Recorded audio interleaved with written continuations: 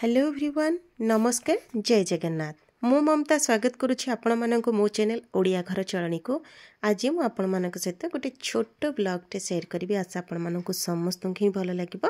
तो चलंतु ना प्रथमे स्टार्ट करबा हमर ए छोट बगीचारू।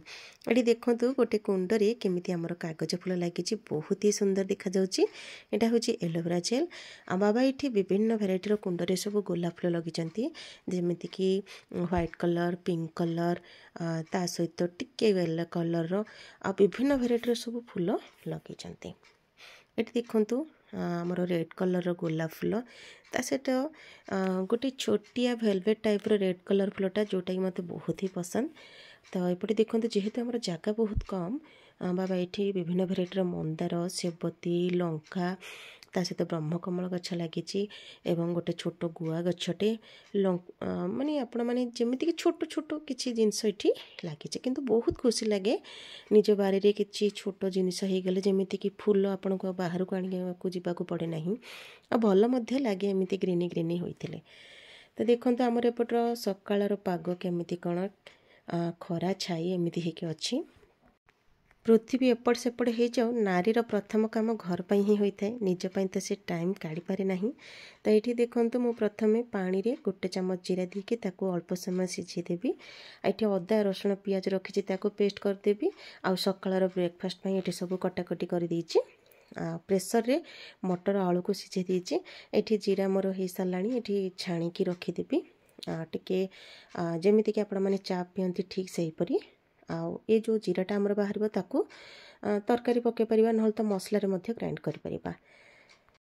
तो कामरू टिके ब्रेक नहीं कि मु आसिली हेरी मोर जो जीरा पानी थिला ताकू पी देबी।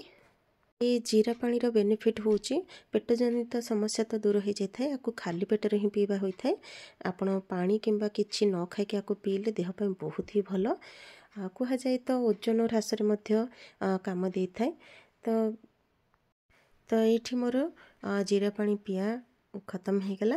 तो चलते देखुची मु ये मो क्षीर को ये छाणिकी रखीदे सिझे देवी ये क्षीर गोटे कड़ाई तेल देदेबा कहीं मुझे मसला उपमा प्रस्तुत करी तो से बोली से प्रथमे बादाम को छड़ी रखी थी बादाम को आम छाणिकी काढ़ी नवा बादाम टाक आम मैंने सब चूड़ा उपमा हो कि सुजी उपमा पकड़े बहुत ही टेस्टी लगी थाए।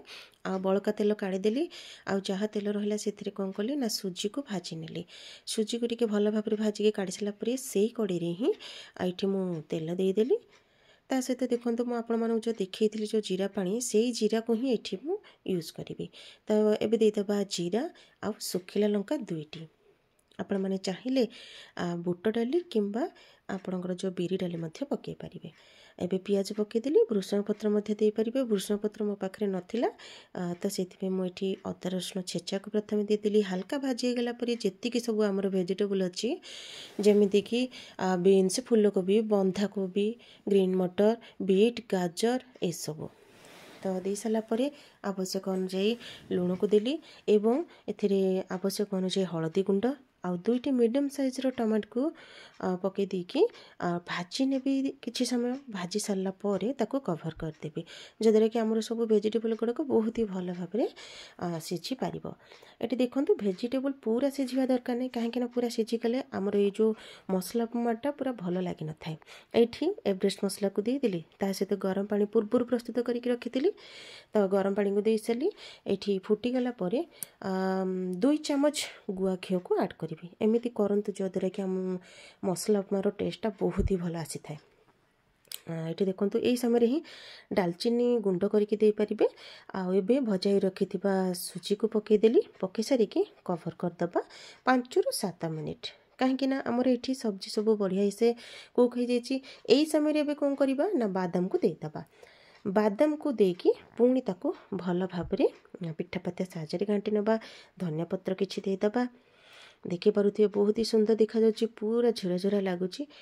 आपण जिते बड़े भी मसला उपमा बनातु ना कहीं मसला उपमा बनवा समय सुजी को तो परफेक्टली भाजबे सुजी को भाजवा द्वारा आम ये जो मसला उपमाटा बहुत ही टेस्टी लगी थाए। ता सहित पनीपरिया को पूरा सिझेबेनी जदि पनीपरिया जदि सिझी जाए ताहले आमर उपमाटा टेस्टी लगे एवं हाथ में धरले अठा अठा लगे। तो ये देखो मोर ये उपमाटा पूरा परफेक्टली बहुत ही सुंदर देखा जाउची। ता सहित जो मो घी टिके देइची ता सहित दालचीनी गुंड टिके जेमिति कि आपण माने भोजी रे खाआंती ठीक सही भली मसला उपमाटा आपन को लागिबो। तो चलते आमे तो मसला उपमा प्रस्तुत करदेले।